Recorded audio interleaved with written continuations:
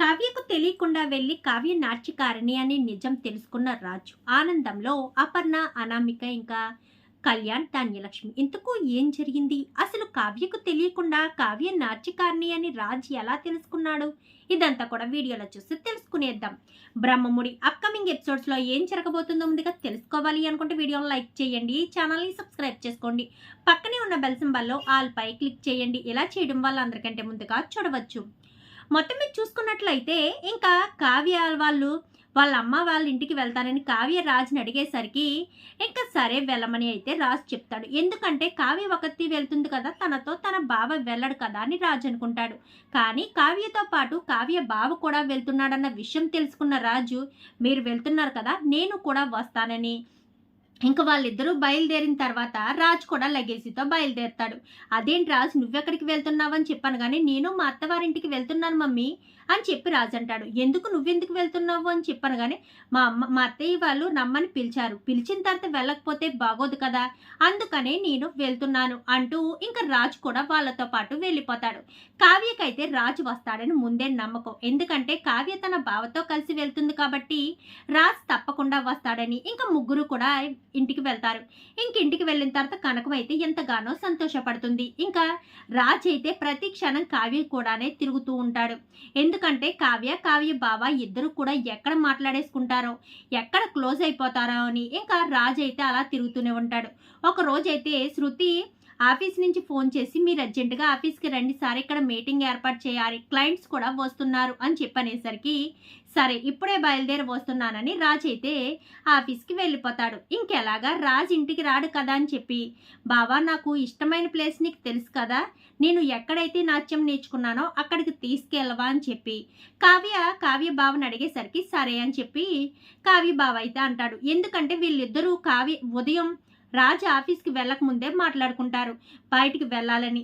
ఇంకా ఆఫీస్కి వెళ్ళిన తర్వాత రాజు అయితే అదే ఆలోచన వస్తుంది. అవును, వీళ్ళిద్దరూ ఎక్కడికో వెళ్తానన్నారు కదా, అసలు ఎక్కడికి వెళ్తున్నారు, కావ్యకంత ఇష్టమైన ప్లేస్ ఏంటి అని చెప్పి రాజు ఆలోచించుకుని గబగబా అయితే ఇంటికి వస్తాడు.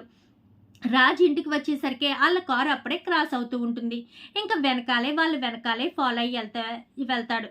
చాలా దూరం వరకు, అంటే సిటీ అవుట్స్కట్స్ వరకు వెళ్తారు. ఇంకా సిటీ అవుట్స్కట్స్లో ఒక భరతనాట్యం స్కూల్ అయితే ఉంటుంది. ఇంకా అక్కడికి వెళ్ళడంతో మేడం కాళ్ళకి నమస్కారం చేసి, బాగున్నావా కావ్య, ఎలా ఉన్నావు అంటూ మేడం అయితే పలకరిస్తారు. చాలా బాగున్నాను మేడం, మీ దగ్గర నేర్చుకున్న భరతనాట్యమే నాకు చాలా బాగా గుర్తుంది, అందుకే ఒకసారి మీతో ఈ ప్లేస్ అంటే కూడా నాకు చాలా ఇష్టం కదా, అందుకోసమని వచ్చాను మేడం అంటూ ఇంకా కావ్య ఆవిడతో చాలా క్లోజ్గా మాట్లాడుతూ ఉంటుంది. రాజ్కి అయితే ఏం అర్థం కాదు, కావ్య ఎక్కడికి ఎందుకు వచ్చింది, ఆవిడతో ఏం మాట్లాడుతుంది అని దూరం నుంచే రాజు గమనిస్తూ ఉంటాడు.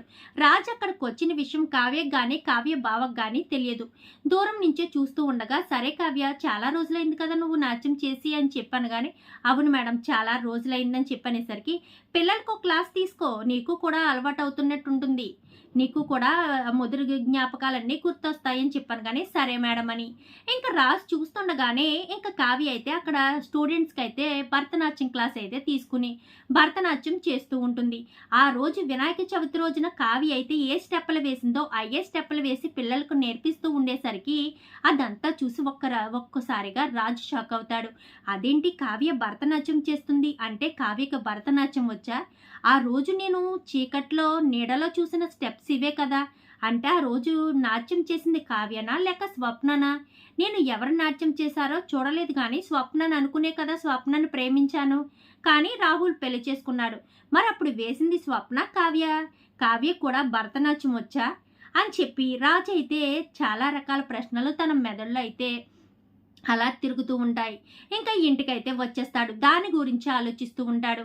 ఇంకా అలా ఆలోచించిన తర్వాత ఇంటికి రాకుండా ఇంటి దగ్గర నుంచి నేరుగా స్వప్న దగ్గరికి అయితే వెళ్తాడు. నీతో ఒక విషయం మాట్లాడాలి స్వప్న అని చెప్పాను కానీ చెప్పు రాజని చెప్పనేసరికి, ఆ రోజు మా ఇంటికి వినాయక చవితికి వచ్చారు కదా, ఆ రోజు భరతనాట్యం ఎవరికి వేశారు, నువ్వా మీ చెల్లా అని చెప్పాను కానీ, ఆ రోజు స్టేజ్ మీద వేసింది నేనే, కానీ ఆ స్టేజ్ వెనకాల నేర్పించింది మా చెల్లి, ఎందుకంటే నాకు భరతనాట్యం రాదు, నీకు ఇష్టమని ఇక్కడ ప్రోగ్రామ్ ఇవ్వమని మా అమ్మ చెప్పడంతో మా చెల్లి అప్పుడే ఏయో 2 స్టెప్పులు నేర్పిస్తే నేను నేర్చుకున్నాను, అంతే తప్ప నాకు పూర్తిగా భరతనాట్యం రాదు, మా చెల్లికే వచ్చు అని చెప్పి ఇంకా స్వప్న చెప్పేసరికి రాజ్ అయితే ఒక్కసారిగా పట్టరానంత సంతోషం వచ్చేస్తుంది. ఎందుకంటే భరతనాట్యం చేసిన అమ్మాయినే కదా నేను ప్రేమించాను.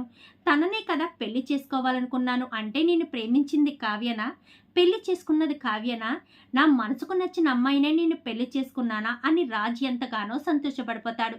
ఇంకా కావ్య వాళ్ళ ఇంటికైతే వచ్చేస్తాడు. ఇంకా అలా కావ్య వాళ్ళ ఇంటికి వచ్చేసిన తర్వాత ఇక్కడ ఉండొద్దు, మనం మన ఇంటికి వెళ్ళిపోదామని చెప్పారు. కానీ ఏంటండి, వచ్చింది మొన్ననే కదా, పైగా మీ అత్తవారింట్లో ఉండాలని అనిపించడం లేదా ఏంటి?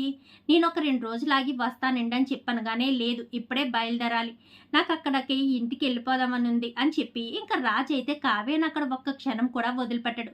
ఏంటి ఇక్కడ ఉంటే మా బావతో మాట్లాడతానన్నా అని చెప్పాను. కానీ మీ బావతో మాట్లాడినా పర్వాలేదు, మీ బావను మన ఇంటికి తీసుకొచ్చినా పర్వాలేదు, నాకు ఎటువంటి అభ్యంతరం లేదు. కానీ మనం ఇక్కడ ఉండొద్దు, మన ఇంటికి వెళ్ళిపోదామని చెప్పి కావ్యతో మాట్లాడేసరికి కావ్యకైతే ఏం అర్థం కాదు. ఏంటి రాజులో ఈ మార్పు? భావన తీసుకొచ్చినా పర్వాలేదని అంటున్నారేంటి?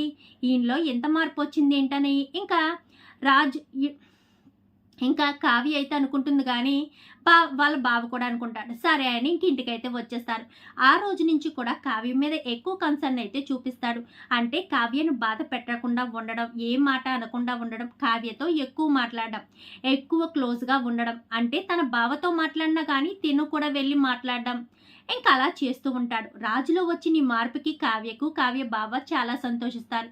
చూసావా, మీ ఆయన నిన్ను ప్రేమించడం మొదలుపెట్టాడు, నువ్వు నాతో మాట్లాడుతున్నా కానీ మీ ఆయన పట్టించుకోవడం లేదు, కానీ తను కూడా వచ్చి మనతో జాయిన్ అవుతున్నాడు, చాలా సంతోషంగా మాట్లాడుతున్నాడు. ఇంతకు ముందైతే జలసీగా ఫీల్ అయ్యేవాడు, ఇప్పుడు అలాగా లేదు, బాగానే మాట్లాడుతున్నాడని చెప్పాను. కానీ ఎందుకో ఈ ఇంట్లో ఇంత మార్పు ఎందుకు వచ్చిందో నాకు అర్థం కావట్లేదు బావా.